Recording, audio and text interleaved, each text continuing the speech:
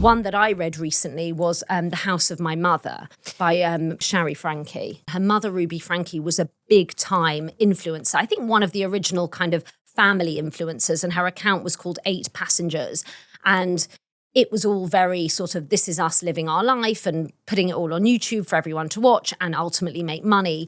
But in the end, Ruby Frankie ended up going to prison. Ultimately, what she was doing to her children was beyond horrific. And Shari Frankie was the eldest. It turned out one of the kids was being made to sleep on the floor for several months as a punishment, but like really, really mistreated, malnourished. The younger children she wouldn't give snacks to or make school lunch for and said they should do it themselves. And this was all playing out on YouTube. She was eventually imprisoned, but this all happened in tandem with her meeting a woman called Jodie Hildebrand, who was a counselor, but had this very cult-like organization called Connections with an X, which in itself, so you've got the cult around, I guess, Ruby Frankie's personality, but also the cult organization of Connections that was almost bolstering up this this personality who was in the forefront.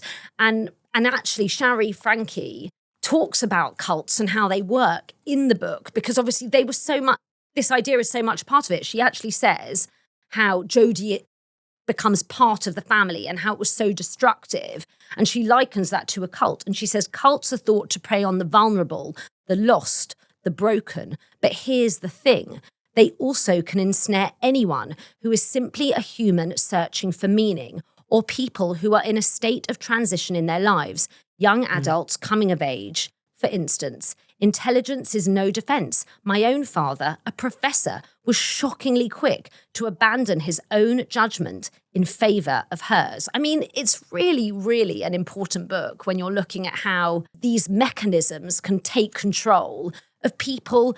And you know, as she says herself, being smart is not a defense. Like, it's not going to necessarily help you. And in many ways, it can make it worse because if you are someone who is searching, these cults may act like your answer in a weird way.